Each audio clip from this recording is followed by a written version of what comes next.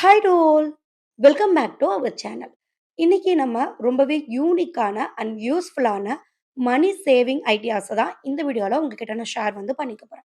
இது எல்லாமே உங்களுடைய மந்த்லி பட்ஜெட்ட மணி அஃபெக்ட் பண்ணாம எக்ஸ்பென்சஸ கண்ட்ரோல் பண்ணி உங்களுடைய சேவிங்ஸ இன்கிரீஸ் பண்றதுக்கு ரொம்ப ரொம்ப ஹெல்ப்ஃபுல்லா இருக்கும். இந்த வீடியோவுடைய எண்ட்ல இந்த வீடியோ உங்களுக்கு யூஸ்ஃபுல்லா இருந்தா வீடியோக்கு ஒரு லைக் பண்ணிட்டு உங்களுடைய ஃப்ரெண்ட்ஸ் அண்ட் ஃபேமிலிஸ்க்கும் ஷேர் பண்ணிருங்க. வாங்க ஒரு ஒரு டிப்ஸா நம்ம பார்த்துரலாம். நாம சேலரி வந்த உடனே ஒரு பட்ஜெட் கிரியேட் பண்றோம் அப்படின்னா, அது ஒவ்வொரு ஐட்டம்க்கும் எக்ஸாக்ட் அமௌண்ட்ட கரெக்ட்டா ஃபில் பண்ணுங்க. பட்ஜெட்ல அத மென்ஷன் பண்ணுங்க. உதாரணமா சொல்லணும் அப்படின்னா, ஒரு ரைஸ்க்காக நம்ம எக்ஸ்பென்சஸ் பட்ஜெட்ல போடுறோம் அப்படின்னா, ஈபி பில் 500, ரைஸ் 2000 அப்படின்னு போடுவோம். அதுக்கு பதிலா எக்ஸாக்ட்டா ரைஸ் வாங்குறதுக்கு எவ்ளோ அமௌண்ட் ஆகும்? ஒரு மூட்டை ரூ. 1800னா அந்த 1800 மென்ஷன் பண்ணுங்க. 2000ன்னு மென்ஷன் பண்ணி அதில எக்ஸஸா இருக்கட்டும் அப்படின்னு போடாதீங்க. நம்ம அதிகமான பணம் நம்ம கையில இருந்துச்சு. இப்ப 2000 நம்ம போட்டுட்டோம் அப்படின்னா, நம்ம கடைக்கு போய் வாங்கும்போது, இத விட இன்னும் கொஞ்சம் இது பெட்டரா இருக்குமோ? அப்படிங்கிற ஒரு விஷயங்கள நம்ம யோசிப்போம். நம்மளுடைய பணங்கள் அதிகமா செலவாயிட்டே போகும். அதுக்கு சரியான கணக்குகள் அப்படிங்கிறது இருக்காது. ஸோ எந்த அமௌண்ட்ட, எந்த ஐட்டம்ஸ நீங்க பட்ஜெட்ல ஆட் பண்றீங்களோ, அதுக்கு எக்ஸாக்ட்டான அமௌண்ட்டுக்கு பட்ஜெட்ட கிரியேட் பண்ணுங்க. அப்படி நீங்க பண்ணக்கூடிய ஐட்டம்ஸ்ல கண்டிப்பா கிராசரியும் ஒன் ஆஃப் த ஐட்டமா இருக்கும். அந்த கிராசரிக்கு ஒரு குறிப்பிட்ட தொகைய ஒதுக்குவீங்க. உதாரணமா ஒரு 6000 ஒதுக்குறீங்கன்னு வச்சுக்கோங்க.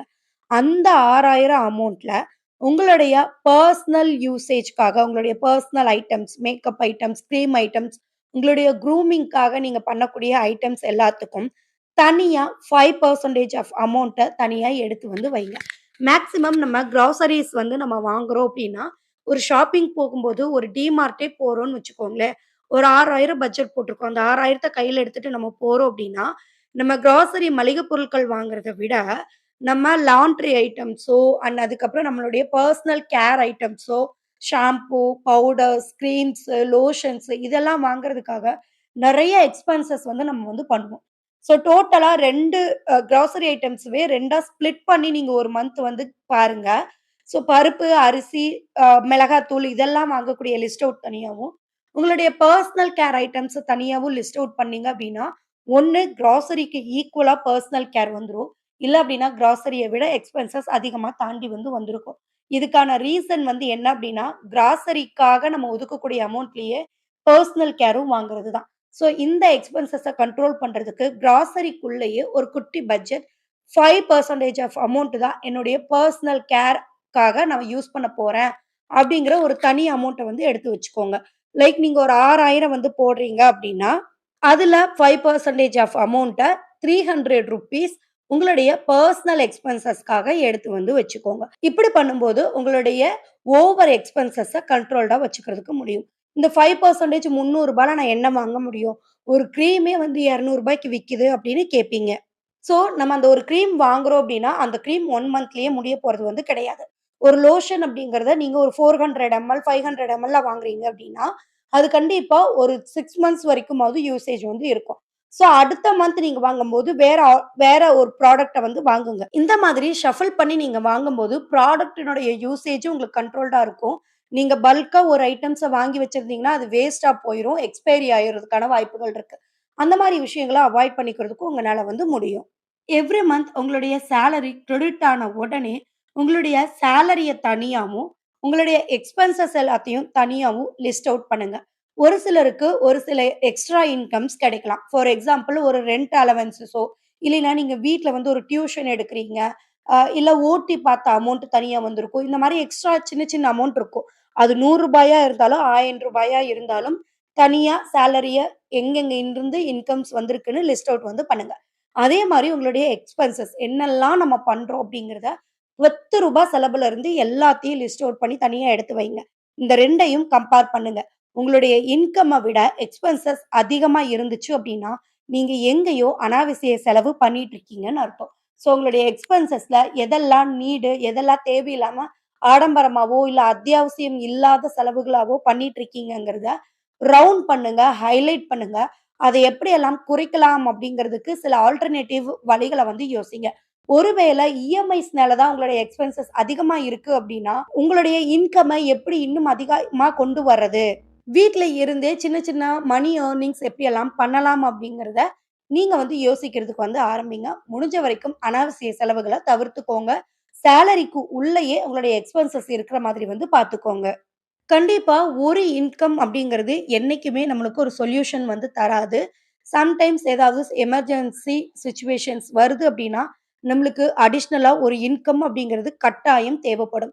லைக் கொரோனா டைம் மாதிரி. ஸோ 2, 3 ஏர்னிங்ஸ் இருந்துச்சு அப்படின்னா, நம்மளுடைய லைஃப் கொஞ்சம் சேஃபா இருக்கும். நம்மளுடைய சேவிங்ஸ் மெத்தட்ஸுமே வந்துட்டு கொஞ்சம் ஹை ஆகுறதுக்கான வாய்ப்புகள் இருக்கு. ஸோ உங்களுக்கு எக்ஸ்ட்ரா அடிஷனலா வேற ஏதாவது ஏர்னிங்ஸ் வந்து பண்றதுக்கான வாய்ப்புகள் இருக்காங்கிறத யோசிங்க. இப்போ சம்மர் சீசன் வந்து ஸ்டார்ட் ஆயிருச்சு. ஸோ சம்மர் டைம்க்கு வீட்ல இருந்தே ஏதாவது ஜூஸ் மேக் பண்ணி ஒரு ஸ்டால் வந்து ஓப்பன் பண்ண முடியுமா? இல்ல ஃப்ரூட்ஸ் ஏதாவது வந்து சேல் பண்ண முடியுமா? ஈவ்னிங் டைம் வந்து ஃப்ரீயா இருக்கிற டைம்ல, இல்ல வீக்கெண்ட் கிளாஸஸ் எடுக்கிறது, ஈவ்னிங் டைம்ல டியூஷன்ஸ் எடுக்கிறது, இந்த மாதிரி விஷயங்கள்ல ஏதாவது எக்ஸ்ட்ரா இன்கம்ஸ் வந்து ஏர்ன் பண்ண முடியுமா? அப்படிங்கிற விஷயங்கள யோசிக்கிறதுக்கு வந்து ஆரம்பிங்க. ஆனா அதே மாதிரி மல்டிபிள் பிளேஸஸ்ல இருந்து மணிய வந்து ஸ்டோர் வந்து நீங்க பண்ணுங்க. ஒரே இடத்துல உங்களுடைய சேவிங்ஸ் அப்படிங்கிறத வந்து வைக்காதீங்க. லைக் நீங்க பீரோல வந்து ஸ்டோர் பண்றீங்க மணி அப்படின்னா, லாக்கர்ல கொஞ்சம், உங்களுடைய சாரீஸ் கடியில, டிரெஸ்ஸஸ் கடியில, ஷெல்ஃப்ல, பர்ஸ்ல, குட்டி குட்டியான பாக்ஸஸ்லன்னு தனித்தனியா வந்து பண்ணுங்க. இது உங்களுடைய பணத்த பெருக்குறதுக்கு ஆரம்பிக்கும். எப்படி அப்படின்னா, ஒரே இடத்துல மட்டுமே நம்ம பணத்த வச்சு நம்ம புழங்குறோம் அப்படின்னா, எந்த எக்ஸ்பென்சஸ் வந்தாலுமே நம்ம கை ஆட்டோமேட்டிக்கா அந்த பர்ஸ்லயோ, அந்த லாக்கர்லயோ, அந்த டப்பாக்கோ தான் நம்ம கை வந்து போகும். இதுவே பிரிச்சு, பிரிச்சு ஒரு ரூ. 1000 எடுக்குறீங்க. 200 இடத்துல, ஒரு 200 இன்னொரு இடத்துல, ஒரு 100 இடத்துல, ஒரு 500 தனியா இந்த மாரி 4, 5 சேவிங்ஸா பண்ணும்போது, ஒரு தேவை வருதுன்னா, என் கையில இவ்வளோ தான் இருக்கு அப்படிங்கிற மாதிரி இருக்கும். நான் வந்து என்ன பண்ணுவேன்னா, என்னுடைய பேக்ஸ்ல, பைபிள்ஸ்ல அதுக்கப்புறம் வந்து பார்த்தீங்க அப்படின்னா, பர்ஸ்லன்னு தனித்தனியா பிரிச்சு வச்சிருப்பேன். நான் வச்சதவே சம்டைம்ஸ் வந்து மறந்துருவேன். மாசம் முதல்ல எடுத்து வச்சிருப்பேன். மந்த் மிடில்ல எல்லாம் நான் மறந்துருவேன். எதுல எவ்வளோ எடுத்து வச்சிருக்கோம் அப்படின்னு. ஆனா அந்த மந்த் எண்டோ இல்ல வேற ஏதாவது விஷயங்களுக்காகவோ அந்த பொருள எடுக்கும்போது, அதுல சிறு சேமிப்பு அப்படிங்கிறது வந்து இருக்கும். இதெல்லாமே நம்மளுடைய பணங்கள ஒளிச்சு வைக்கிற மாதிரி தான். அது என்னைக்காவது ஒரு நாள் நம்மளுக்கு அவசர தேவை வருது அப்படின்னா, அதுக்கு நம்மளுக்கு வந்து கண்டிப்பா கை கொடுக்கும். ஸோ ரூ. 5 ரூ. 10 காயின்ஸ் எல்லாம் தனித்தனி பாக்ஸஸ்ல சேவ் பண்ணுங்க. புதிய நோட்டுகள தனியா ஒரு இடத்துல சேவ் பண்ணுங்க. சில்ற காசு மிச்சம் ஆகுது. இப்போ ஒரு ரூ. 100 முறிக்கிறீங்க. அதுல ஒரு ரூ. 30 மிச்சமாகுதுன்னா, அது கொண்டு வந்து தனியா ஒரு டப்பாலயோ, இல்ல சாரி கடியிலயோ போட்டு வைங்க.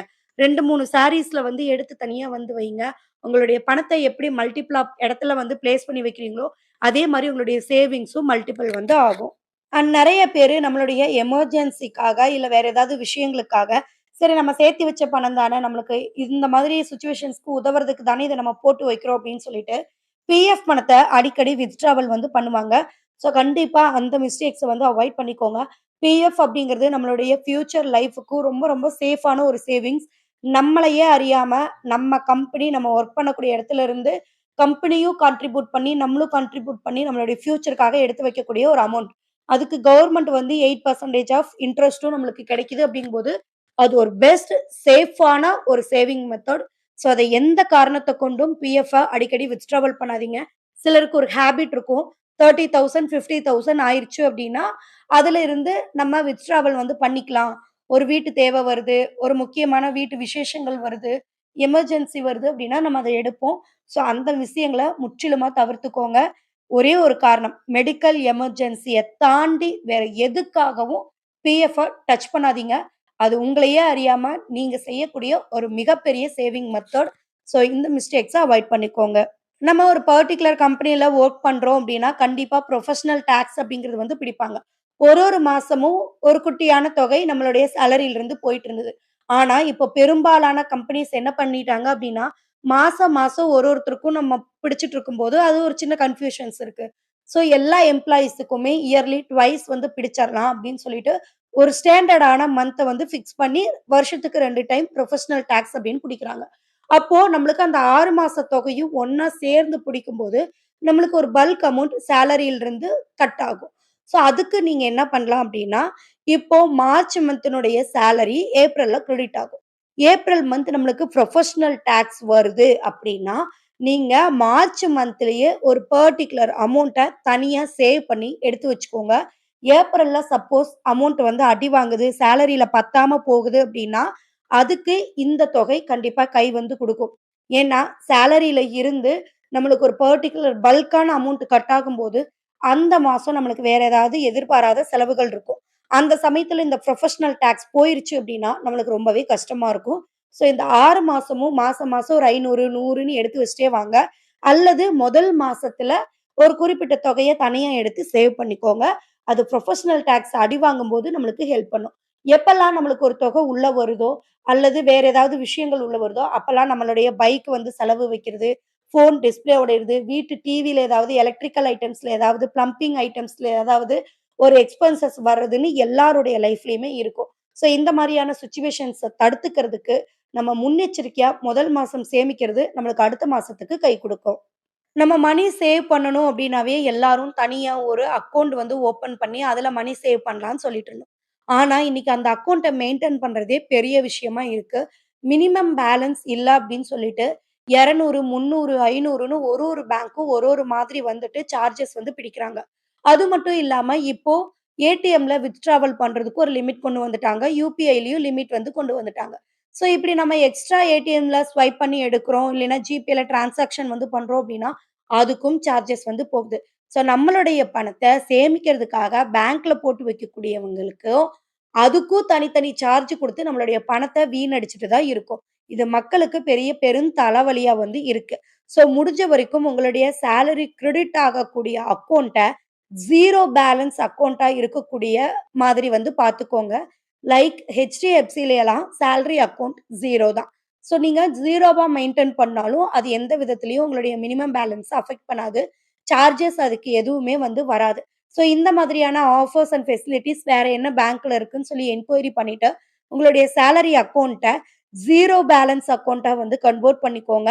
நீங்க மந்த் எண்ட் எந்த விதமான பேலன்ஸும் உங்களுடைய அக்கவுண்ட்ல இல்லைன்னா கூட, கண்டிப்பா எந்த சார்ஜஸும் உங்களுக்கு வந்து போகாது. இதுவுமே நம்மளுடைய பணம் வேஸ்ட் ஆகுறதுக்கு ஒரு மிகப்பெரிய மைனஸ் பாயிண்ட். நெறைய பேரு மல்டிபிள் அக்கவுண்ட்ஸ் வந்து வச்சிருப்போம். டக்கு டக்குன்னு வேற ஏதாவது ஒரு யூசேஜ்க்காக ஓப்பன் பண்ணியிருப்போம். உங்களுக்கு அன்வான்டடா இருக்குன்னு நினைக்கக்கூடிய பேங்க் அக்கவுண்ட்ட டைரக்ட்டா போய் ஒரு ரிக்வெஸ்ட் ஃபார்ம் குடுத்து க்ளோஸ் வந்து பண்ணிருங்க. நீங்க வேண்டான்னு நெனைக்கிறத.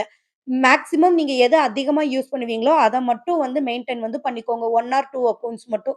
இல்ல நீங்க 4, 5 அக்கவுண்ட் வச்சிருக்கீங்கன்னா, ஒண்ணொண்ணுக்கும் மாசம் மாசம் மினிமம் பேலன்ஸ் குறையுது அப்டின்னா, நம்ம அதுக்கு சார்ஜஸ் வந்து பே பண்ணிட்டு இருக்கிற மாரியே இருக்கும். நம்ம மினிமம் பேலன்ஸ் ஒரு 500, 1000 மெயின்டெயின் பண்ணிட்டே இருந்தா கூட, எஸ்எம்எஸ் சார்ஜ், இன்டர்நெட் சார்ஜ், அதுக்கப்புறம் வந்து ஏடிஎம் சார்ஜஸ்ன்னு சொல்லிட்டு தனித்தனியா அக்கவுண்ட் அதிலிருந்து மைனஸ் ஆயிட்டே இருக்கும். நம்ம மினிமம் பேலன்ஸ் 1000 இருக்கேன்னு நெனச்சு விட்டுருவோம். அது 500, 400 வரும்போது, பல்க்கா மினிமம் பேலன்ஸ்க்கும் சேர்த்து சார்ஜ் வந்து பிடிச்சுருவாங்க. ஸோ நம்மளுடைய பணம் சம்பாரிக்கிறது அனாவசியமா இப்படி வந்து போயிட்டுருக்கு. ஸோ அத வந்து தவிர்த்துக்கோங்க. உங்கனால பணத்த வந்து மிச்சப்படுத்த முடியும்.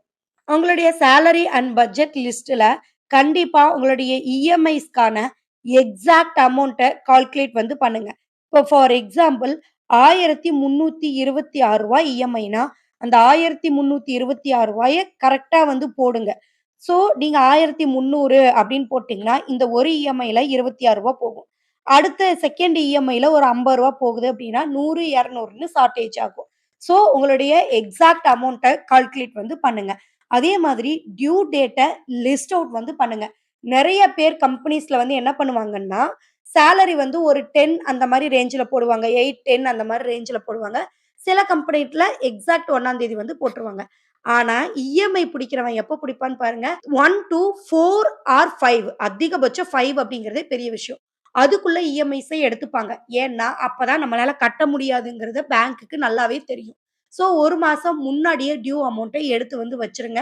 புதுசா ஒரு இஎம்ஐ எடுக்கிறீங்க அப்டின்னா, முன்கூட்டியே ஒரு இஎம்ஐ உங்களுடைய லோன் அமௌண்ட்ல இருந்தே ஒரு இஎம்ஐ ஃபர்ஸ்ட்டு எடுத்து வச்சுட்டு, மீதிய வந்து நீங்க செலவு வந்து பண்ணுங்க. அப்பதான் ரொட்டேஷனலுக்கு கரெக்ட்டா இருக்கும். ஸோ அந்த மந்த்து நீங்க எடுத்து வச்ச அமௌண்ட்ட கட்டியிருப்பீங்க. 10த் உங்களுக்கு சேலரி கிரெடிட் ஆகுது அப்டின்னா, அந்த இஎம்ஐஸ அடுத்த இஎம்ஐக்கு நீங்க எடுத்து வந்து வச்சுக்கலாம். ஸோ ரிஸ்க் வந்து உங்களுக்கு கம்மியா இருக்கும். ஒரு டியூ டேட் மிஸ் ஆச்சுன்னா கூட செக் பவுன்ஸ்க்கு 500 அனாமத்தா வந்து போகும்.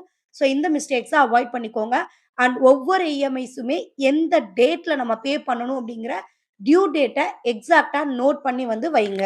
முடிஞ்ச வரைக்கும் நீங்க உங்களுடைய சேவிங்ஸ தனி செப்பரேட் அக்கவுண்ட்ல நீங்க மெயின்டெயின் பண்றது ரொம்ப பெஸ்ட். அப்படி நீங்க வந்து பண்ணலாம். ஆனா, இதுல ஒரு ரிஸ்க் இருக்கு. நான் மேல சொன்ன மாதிரி. மினிமம் பேலன்ஸ்க்காக மைனஸ் ஆயிட்டே வரும். அத வந்து யோசிச்சுக்கோங்க. அண்ட் செகண்டரி ஏடிஎம் கார்டு இல்லாத பேங்க்ஸ்ல உங்களுடைய சேவிங் அக்கவுண்ட்ட ஓப்பன் பண்ணுங்க. அது ரொம்ப ரொம்ப பெஸ்ட். ஏன் அப்டின்னா, நம்ம ஏடிஎம் கார்டு இருந்துச்சு அப்டின்னா, நம்மளுக்கு எப்பலாம் பணம் தேவைப்படுதோ, சரி அடுத்த மாசம் நம்ம எக்ஸ்ட்ரா சேவ் பண்ணிக்கலாம்னு சொல்லிட்டு நம்மளுடைய சேவிங்ஸ எடுத்துருவோம். நம்மளுடைய சேமிப்பு கரைஞ்சுட்டே இருக்கும். ஆனா அதுவே ஏடிஎம் கார்டு இல்லாத மாதிரியான பேங்க்ஸ்ல நீங்க வந்துட்டு அக்கவுண்ட் ஓப்பன் பண்ணீங்க அப்டின்னா, நீங்க ரொம்ப நேரம் லைன்ல நின்னு எடுக்கிறதுக்காக நீங்க அடிக்கடி பேங்க் சைடு போகவே மாட்டீங்க.